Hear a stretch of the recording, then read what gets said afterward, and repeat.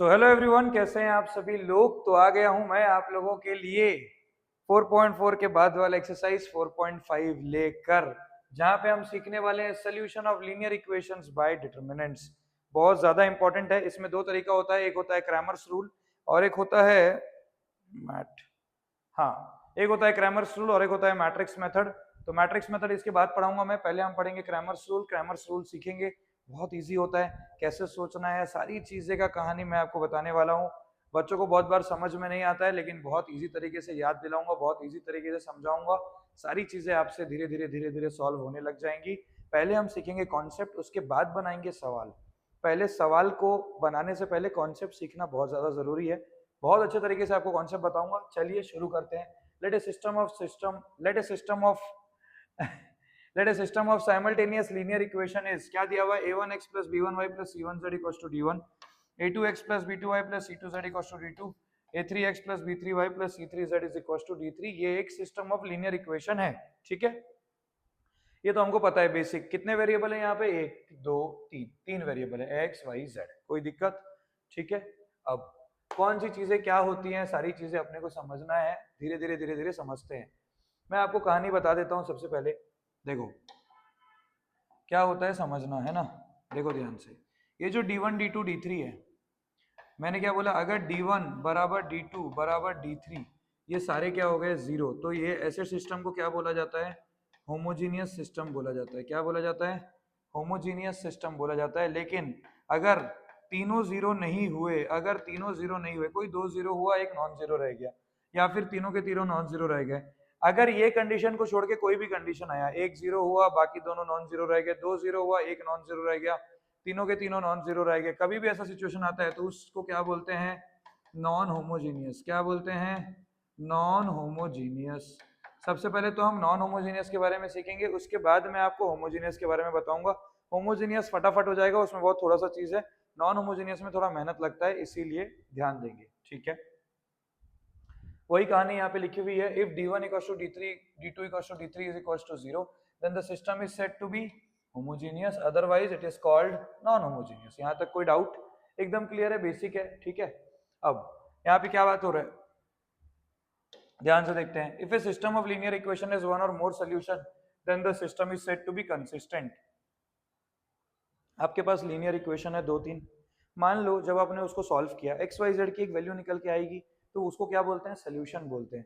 मतलब अगर मान लो आपने सॉल्व किया और निकल के आया वैल्यू, मतलब निकल के आया सोल्यूशन, चाहे एक सोल्यूशन आए, चाहे दो सोल्यूशन आए, या चाहे करोड़ों सोल्यूशन आए, वैसे टाइप के सिस्टम को क्या बोलते हैं, उस लीनियर इक्वेशन का जो सिस्टम है उसको क्या बोलते हैं, कंसिस्टेंट बोलते हैं। कंसिस्टेंट का मतलब होता है सोल्यूशन का होना, सोल्यूशन का होना। और इनकंसिस्टेंट का मतलब क्या होता है, एक भी सोल्यूशन नहीं है, सोल्यूशन का नहीं होना, कोई भी सोल्यूशन नहीं है। कंसिस्टेंट मतलब सोल्यूशन का होना, इनकंसिस्टेंट मतलब सोल्यूशन का नहीं होना।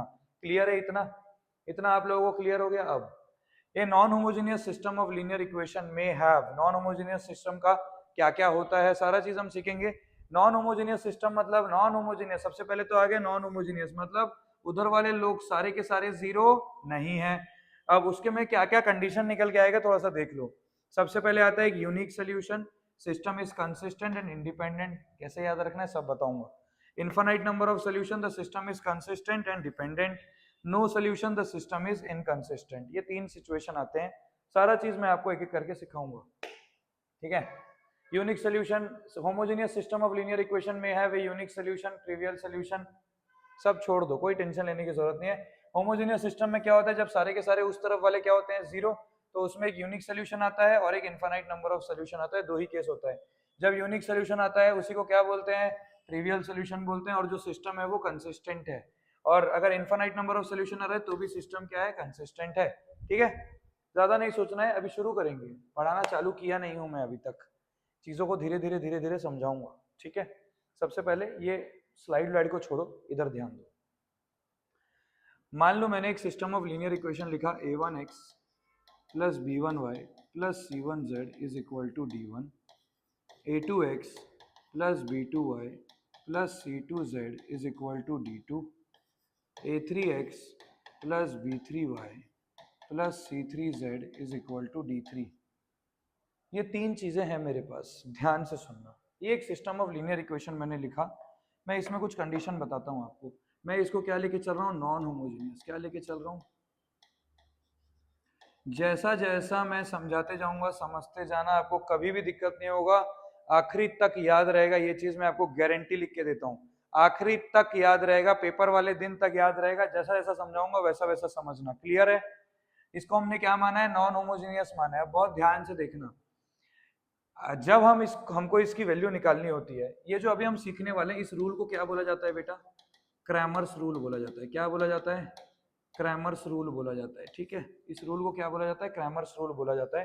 क्रैमर्स रूल में दो तरीके की चीजें हम पढ़ते हैं, एक सीखते हैं 3 वेरिएबल वाले, एक सीखते हैं 2 वेरिएबल वाले। क्या क्या बोला मैंने, एक सीखते हैं 3 वेरिएबल वाले, एक सीखते हैं 2 वेरिएबल वाले। सारा चीज अभी मैं आपको एक एक करके बताऊंगा, है ना।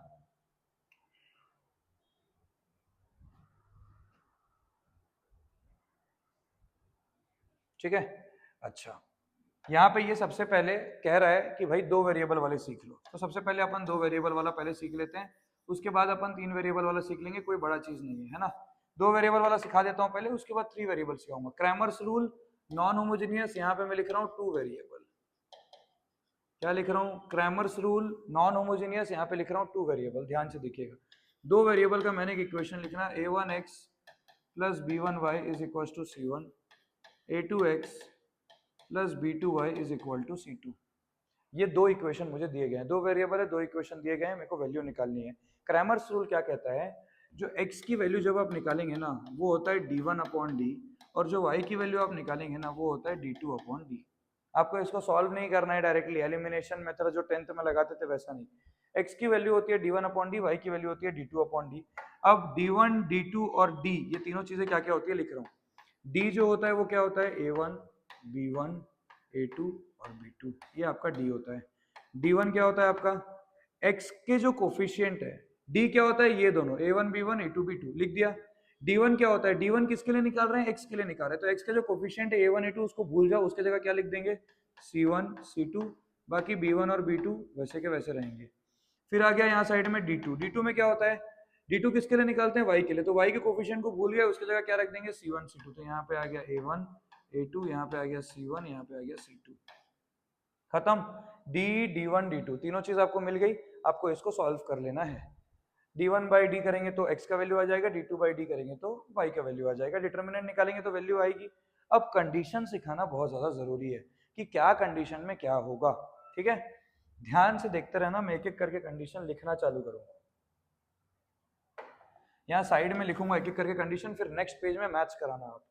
सबसे पहला condition, if d is not equal to 0। क्या है, d 0 नहीं है, मतलब ये जो डिनोमिनेटर है ये 0 नहीं है। डिनोमिनेटर अगर 0 नहीं है तो x और y को कोई चीज का टेंशन है क्या, इंसान को टेंशन कब होता है, जब डिनोमिनेटर 0 हो जाता है, क्योंकि डिनोमिनेटर 0 होने पे चीजें क्या हो जाती है, नॉट डिफाइंड हो जाती है। तो इंसान को इस चीज का टेंशन रहता है कि डिनोमिनेटर 0 ना हो भाई, लेकिन यहाँ पे भी दिख रहा है मेरे को कि डिनोमिनेटर तो 0 नहीं है। डिनोमिनेटर जब 0 नहीं होता है तो x और y की वैल्यू आराम से निकलेगी। मान लो d1 की वैल्यू 5 आई, d2 की वैल्यू 10 आई, d की वैल्यू मान लो 5 है, ऊपर कुछ भी बैठे कुछ फर्क पड़ेगा नहीं, इधर ऊपर कुछ भी बैठे कोई फर्क पड़ेगा नहीं, नीचे की वैल्यू तो नॉन जीरो है, तो कोई ना कोई वैल्यू तो निकल के ही आएगी। तो बोलेंगे the system has an unique solution, एक यूनिक वैल्यू निकल के आएगी। सिस्टम का क्या हो गया, एक यूनिक सोल्यूशन हो गया। अगर सोल्यूशन निकल के आ रहा है तो सिस्टम कैसा हो गया, कंसिस्टेंट हो गया। क्या हो गया, कंसिस्टेंट हो गया। वैल्यू चुपचाप निकल के आ जाएगी, किसी के ऊपर डिपेंड कर रही है नहीं, तो सिस्टम कैसा हो गया, इंडिपेंडेंट हो गया। क्या हो गया, इंडिपेंडेंट हो गया। मैच करके देखना चाहते हो, देखो, if d is not equal to 0, if d is not equal to 0 the system is consistent, किसी के ऊपर डिपेंड कर रहे हैं नहीं, तो independent and has a unique solution. कोई दिक्कत, क्लियर है। सेकंड केस में आ जाते हैं, सेकंड केस में आ जाते हैं। मैं आपको एक एक करके केस याद करना सिखा रहा हूँ। नीचे की वैल्यू नॉन जीरो तो कोई टेंशन नहीं है, ऊपर कुछ भी रहे। अब मान लो नीचे की वैल्यू 0 हो गई, if d is equal to 0, d क्या हो गया, 0 हो गया। d1 कॉमा d2 में से एनी वन भी हो सकता है, दोनों भी हो सकता है। d1 कॉमा d2 में से any one of d1 comma d2 is non zero. क्या हो गया, नॉन जीरो। इसका मतलब क्या है जब आप x की वैल्यू लिखेंगे डिनोमिनेटर में 0 बैठा है, y की वैल्यू लिखेंगे डिनोमिनेटर में तो 0 बैठा है, ऊपर जो d1 है मान लो d1 की वैल्यू 5 आ गई, यहाँ जो d2 है मान लो d2 की वैल्यू क्या आ गई 7 आ गई। क्या 5/0 डिफाइन हो पाएगा? क्या 7/0 डिफाइन हो पाएगा? नहीं हो पाएगा। नीचे जब 0 आ गया है और ऊपर कोई नॉन जीरो वैल्यू है 5/0, 7/0, 8/0, -2/0, एनीथिंग बाय 0, तो क्या वो कभी डिफाइन हो पाएगा? नहीं हो पाएगा। इसीलिए द सिस्टम इज, क्या लिखेंगे, the system is inconsistent. System क्या हो गया? इनकंसिस्टेंट हो गया। क्या उसका सोल्यूशन निकलेगा? नहीं। क्या लिखेंगे? No solution. सिस्टम कैसा हो गया? इनकंसिस्टेंट हो गया। क्या उसका सोल्यूशन निकला गया? No solution. यहाँ पे देखो सिस्टम क्या हो गया? यूनिक सोल्यूशन, कंसिस्टेंट, इंडिपेंडेंट, खत्म। कोई दिक्कत? सेकंड केस समझ में आ गया। अब इस तरफ लिखूंगा थर्ड केस, यहाँ पे लिखूंगा थर्ड केस। चलो थर्ड केस में आ जाते हैं। If d is equal to 0, नीचे का वैल्यू क्या हो गया? 0 हो गया। d1 is equal to d2 is equal to 0, d1 और d2 भी 0 हो गए, ऊपर के वैल्यू भी 0 हो गए, तो x कैसा दिखेगा? 0/0। y भी कैसा दिखेगा? 0/0। 0/0 जो होता है वो एक इनडिटर्मिनेंट फॉर्म होता है। क्या होता है? इनडिटर्मिनेंट फॉर्म होता है। उस केस में क्या होता है? इन्फानाइटली मेनी सोल्यूशन, करोड़ों हजारों करोड़ों सोल्यूशन निकल के आते हैं। देखो यहाँ पे ध्यान से क्या लिखा हुआ है। अभी अभी हमने सेकंड चीज सीखी थी, if d is equal to 0 and either of d1 d2 is non-zero, then the system is inconsistent and has no solution। Match कर रहा है। अब थर्ड में d भी 0 है, d1 भी 0 है, d2 भी 0 है, मतलब कैसा दिखेगा? 0/0, 0/0 दिखेगा। इसका मतलब उसके करोड़ों सोल्यूशन आ सकते हैं, तो लिखेंगे द सिस्टम इज कंसिस्टेंट। इस केस में ये डिपेंड करेगा एक दूसरे पे, हर सोल्यूशन दूसरे सोल्यूशन पे डिपेंड करेगा, किसी ना किसी चीज पे डिपेंड करेगा, तो इसलिए क्या आ गया यहाँ पे? डिपेंडेंट। और क्या लिखेंगे? Infinitely many solution. अब आप बोलोगे सर ये डिपेंडेंट वर्ड आया कैसे? ये भी मैं तुमको बताऊंगा जब हम क्वेश्चन करेंगे, आपको ऑटोमेटिक फील होगा अरे हाँ यार डिपेंड कर रहा है। तो यहाँ पे क्या क्या कंडीशन आएगा बाबू? क्या क्या कंडीशन आएगा? Infinitely many solution, infinitely many solution, और क्या लिखेंगे? डिपेंडेंट। और अब बहुत सारे सोल्यूशन आ रहे हैं तो वैसे सिचुएशन को क्या बोलते हैं? Consistent. Consistent, dependent, infinitely many solution. Concept समझ में आ गया क्या? कोई डाउट है तो बोलिएगा। ये दो वेरिएबल के लिए है। क्या क्या सिखाया वापस से? d नॉट 0 है तो नीचे की वैल्यू नॉन जीरो है, तो कोई टेंशन है ही नहीं, आराम से वैल्यू निकल के आएगा। तो यूनिक सोल्यूशन, कंसिस्टेंट, इंडिपेंडेंट, किसी पे डिपेंड नहीं करेगा। अगर d 0 हो गया, नीचे की वैल्यू 0 हो गई, ऊपर एक नॉन जीरो वैल्यू बैठ गया, क्या वो डिफाइन हो पाएगा? नहीं हो पाएगा। इसका मतलब इनकंसिस्टेंट। इनकंसिस्टेंट हो गया तो कोई भी सोल्यूशन नहीं निकलेगा। अगर d 0 हो गया, d1 भी 0 हो गया, d2 भी 0 हो गया, 0/0, 0/0, तो क्या हो गया? बहुत सारे करोड़ों करोड़ों हजारों करोड़ों लाखों सोल्यूशन निकल जाएंगे, तो क्या हो गया? Infinitely many solution. अगर इन्फानाइट सोल्यूशन है तो क्या हो जाएगा? कंसिस्टेंट हो जाएगा। सोल्यूशन का होना मतलब कंसिस्टेंट। और अगर बहुत सारे सोल्यूशन है तो वो किसी ना किसी चीज पे डिपेंड करेंगे, इसलिए क्या लिख दिए यहाँ पे? डिपेंडेंट। क्लियर है? कोई चीज यहाँ पे लिखी हुई है देख लो। d, d1, d2 सारे जीरो हो गए, system is consistent and dependent and it has infinitely many solution. कोई दिक्कत? कोई डाउट तो बोलो। अब आगे भाई, आगे बढ़ते हैं, ठीक है? आपको भी पता होगा यार, इफ द लाइन्स इंटरसेक्ट, दो लाइन है, आप अभी जो x और y पे लिखे थे अपन, दो लाइन ही थे, दो लाइन है, अगर इंटरसेक्ट करेंगे तो क्या मिलेगा? Unique solution. दो लाइन अगर पैरेलल है तो क्या मिलेगा? No solution. दो लाइन अगर कोइंसाइड कर रहे हैं तो क्या मिलेगा? Infinitely many solutions. कोई दिक्कत? कॉन्सेप्ट समझ में आ गया? कोई डाउट है तो बोलो, ठीक है? उसके बाद the above method of solving A system of linear equation in 3 unknown, 3 unknown के लिए बात करेंगे अभी हम। ये हम 2 अननोन का बात कर लिए, अब 3 अननोन में आएंगे। 3 अननोन में क्या होगा समझते हैं। पहले हम समझेंगे, उसके बाद चेक करेंगे कि हमने जो समझा है वो सही समझा है या गलत समझा है। अभी कितने वेरिएबल पे बात करूंगा? 3 वेरिएबल पे बात करूंगा। यही सीखना है भाई इंसान को। 3 वेरिएबल में बात करूंगा। किस पे बात कर रहा हूँ? नॉन होमोजेनियस पे बात कर रहा हूँ। किस पे बात कर रहा हूँ? नॉन होमोजेनियस पे बात कर रहा हूँ। होमोजेनियस बहुत इजी है, नॉन होमोजेनियस पे बात कर रहा हूँ। कितने वेरिएबल है? 3 वेरिएबल है। और एक क्या था? और एक वर्ड क्या लिखे थे? चलो ठीक है, 3 वेरिएबल नॉन होमोजेनियस, इस पे बात करेंगे। कोई दिक्कत? तो यहाँ लिख रहा हूँ a1x plus b1y plus c1z is equal to d1, a2x plus b2y plus c2z is equal to d2, a3x plus b3y plus C3Z is equal to D3, है ना। कौन सा रूल पढ़ रहे हैं हम लोग?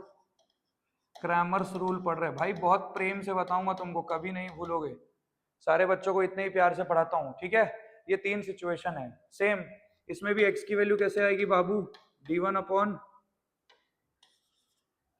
x की वैल्यू कैसे आएगी? d1 upon D. y की वैल्यू कैसे आएगी? d2 upon D. z की वैल्यू कैसे आएगी? d3 upon D. सबसे पहले हम निकालेंगे d क्या हो जाएगा? a1 b1 c1 a2 b2 c2 a3 b3 c3, आ गया d। उसके बाद आता है d1 क्या हो जाएगा? d1 किसके लिए निकालते हैं? x के लिए। तो a1 a2 a3 को भूल जाएंगे, उसकी जगह क्या आ जाएगा? Small d1 small d2 small d3। यहाँ पे आ गया b1 b2 b3, यहाँ पे आ गया c1 c2 c3। वैसे ही अगर मैं d2 निकालने जाऊंगा तो d2 निकालने जाऊंगा, d2 क्या है? y के लिए निकालते हैं, बीच वाला। तो बीच वाले को साइड कर देंगे, a1 a2 a3, बीच वाले को हटा के d1 d2 d3 डाल देंगे, d1 d2 d3 c1 c2 c3। कोई दिक्कत? वैसे ही अगर मैं d3 निकालने जाऊंगा तो d3 किसके लिए निकालते हैं? z के लिए निकालते हैं। तो c1 c2 c3 को गायब करके d1 d2 d3 डाल देंगे। तो a1 a2 a3 b1 b2 b3 c1 नहीं आ जाएगा, d1 आ जाएगा, d1 d2 d3। खत्म।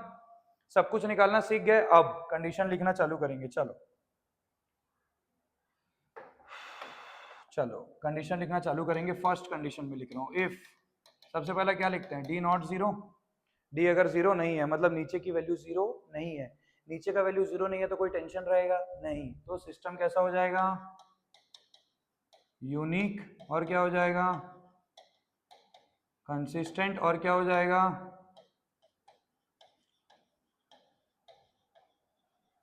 इंडिपेंडेंट। हाँ या ना? जैसे उस वाले में था वैसे भी इस वाले में, सेकंड वाले में।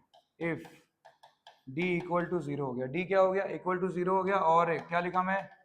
इधर of d1 d2 d3 is non zero. मतलब नीचे की वैल्यू जीरो हो गई और ऊपर एक नॉन जीरो वैल्यू बैठा हुआ है। जैसे मान लो 5/0 6/0 -2/0। क्या वो डिफाइंड हो पाएगा? नहीं, नॉट डिफाइंड। डिफाइंड नहीं हो पाएगा तो क्या लिखेंगे? No solution. और क्या लिखेंगे? इनकंसिस्टेंट। क्या लिखेंगे? इनकंसिस्टेंट। अब थर्ड सिचुएशन में आ गए। If d1 is equal to d2 is equal to d3 is equal to d is equal to zero. सब कोई जीरो हो गया, मतलब x कैसा दिख रहा है? 0/0। y कैसा दिख रहा है? 0/0। z कैसा दिख रहा है? 0/0। आपका दिमाग बोलेगा फटाक से चुपचाप लिख दो इन्फिनिटली मेनी सोल्यूशन। लेकिन जब भी 3 वेरिएबल की बात करते हैं तो डायरेक्टली इन्फिनिटली मेनी सोल्यूशन हम नहीं लिखते हैं। हम क्या लिखते हैं? मे or may not be consistent. इस केस में 3 वेरिएबल वाले में सबसे इंपॉर्टेंट यही है, 3 वेरिएबल वाले में इस केस में कंसिस्टेंट हो भी सकता है, नहीं भी हो सकता है। अगर कंसिस्टेंट होगा तो करोड़ों सोल्यूशन होंगे, अगर कंसिस्टेंट नहीं होगा तो एक भी सोल्यूशन नहीं होगा। तो यहाँ पे मैं वही चीज मेंशन करना चाहूंगा, if consistent then infinitely many solution, if not consistent then no solution। अगर कंसिस्टेंट है तो इन्फिनिटली मेनी सोल्यूशन, कंसिस्टेंट नहीं है तो नो सोल्यूशन। कोई दिक्कत? इतना आपको याद रखना है। मैं आपको वापस दिखा देता हूं, देख लीजिए, देखो ध्यान से भाई। क्या बोला है? d not equal to zero, मतलब नीचे की वैल्यू जीरो नहीं है, system is consistent independent and has unique solution. x y z सब निकल के आ जाएगा क्योंकि नीचे की वैल्यू नॉन जीरो है। सेकंड, अगर d जीरो है and at least of d1 d2 d3 is not zero, then the system is inconsistent and has no solution. एक भी सोल्यूशन नहीं निकलेगा क्योंकि ऊपर एक नंबर आ गया, नीचे जीरो आ गया।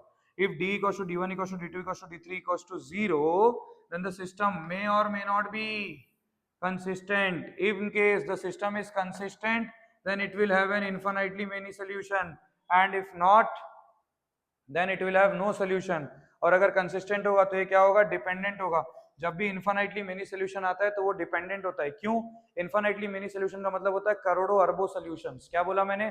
करोड़ों अरबों सोल्यूशंस। तो उसमें हर सोल्यूशन कोई ना कोई एक पर्टिकुलर वैल्यू पे डिपेंड करता है, वैल्यू चेंज होते रहेगी, नंबर ऑफ सोल्यूशन बदलते रहेगा। हम सवाल करेंगे तो पूरा सीख जाएंगे, टेंशन मत लो, ठीक है। ये चीज आपको समझ में आ गई। अब रिमार्क दिया गया, if the given system is consistent that it has non trivial solutions then D is equals to 0। ये हम लोग समझ लेंगे, कोई दिक्कत नहीं है, बड़ा चीज नहीं है, ठीक है। क्वेश्चन आ गया है डायरेक्ट आपके पास, मैं एक सेकंड देख लेता हूँ। क्वेश्चन हमारे पास सारे आ गए हैं, कुछ चीजें मेरे ख्याल से मिसप्लेस हो गई है, देख लेता हूँ। 1 मिनट दे देंगे क्या मुझे? अभी हम लोग उनके बारे में पढ़े ही नहीं है, हम लोगों को अभी वो पढ़ना है, क्या पढ़ना है? होमोजीनियस के बारे में पढ़ना है। उसका शायद पीपीटी इसके अंदर है नहीं, मैं पहले पढ़ाता हूँ वो आपको। अभी हम किसके बारे में पढ़ेंगे? होमोजीनियस के बारे में पढ़ेंगे, क्रैमर्स रूल ही पढ़ेंगे।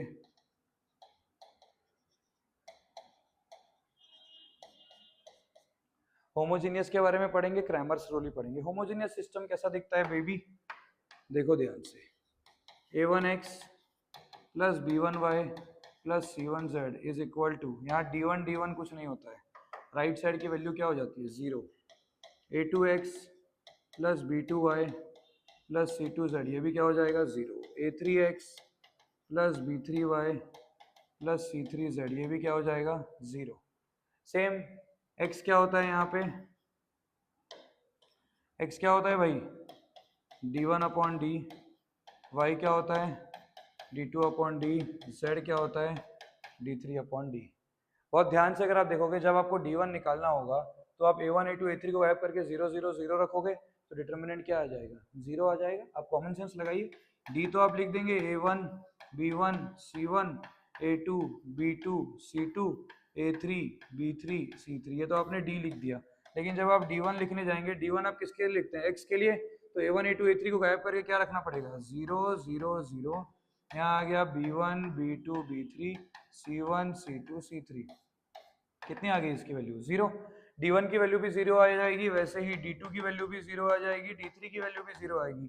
मतलब ऊपर का वैल्यू तो सब 0 हो गया, ऊपर का वैल्यू तो सारा 0 हो गया। तो क्या करेंगे? अब कॉन्सेप्ट सीखते हैं। ऊपर का वैल्यू तो सारा 0 हो गया। First case, if d not equal to 0, नीचे का वैल्यू 0 नहीं है, मान लो नीचे की वैल्यू 5 है, तो x क्या लिखोगे? 0/5, y क्या लिखोगे? 0/5, z क्या लिखोगे? 0/5। नीचे का वैल्यू तो 5 है, तो x y z तीनों की वैल्यू क्या आ जाएगी? 0 आ जाएगी। अगर d नॉट इक्वल टू 0 है तो x is equal to 0, y की वैल्यू भी आ गई 0, z की वैल्यू भी क्या आ गई? 0। ऐसे टाइप के सिचुएशन को क्या बोलते हैं? ट्रिवियल। ऐसे टाइप के सोल्यूशन को क्या बोलते हैं? Trivial solution. क्या बोलते हैं? Unique and trivial solution. क्या बोलते हैं बेटा? Trivial solution. क्या बोलते हैं? Trivial solution. लेकिन मान लो सेकंड केस में, इफ d इक्वल टू 0 हो गया, क्या हो गया? d 0 हो गया, मतलब x क्या होगा? 0/0, y क्या होगा? 0/0, z क्या होगा? 0/0। ऐसे सिचुएशन को क्या बोलते हैं बेटा?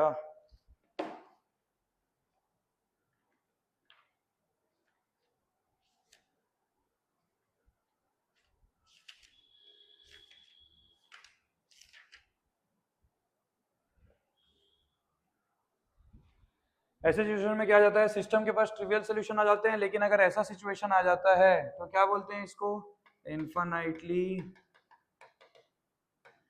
Many solutions. क्या बोलते हैं? इनफाइनाइटली मेनी सॉल्यूशंस, या फिर नॉन ट्रिवियल। क्या बोलते हैं? Non trivial. मतलब कभी भी क्वेश्चन में बोलेगा कि क्या कंडीशन है कि ये नॉन ट्रिवियल हो, मतलब डिटर्मिनेंट क्या कर देना है? 0। डी की वैल्यू 0 निकाल देना।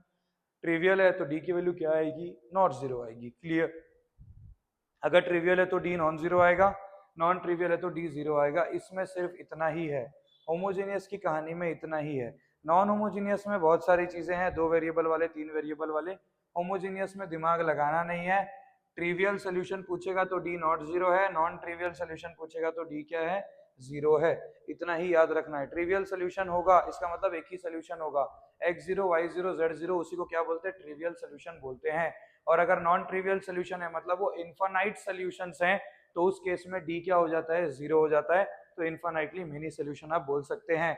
यही है आपका क्रैमर्स रूल और कुछ नहीं है। यही है आपका क्रैमर्स रूल, इसी को आपको समझना है। इतना आप समझ लिए हैं तो आगे के क्वेश्चन हम बहुत इजीली कर सकते हैं। तो नेक्स्ट वीडियो में हम पूरा एक्सरसाइज करने वाले हैं। Thank you so much, love you all, take care, bye bye.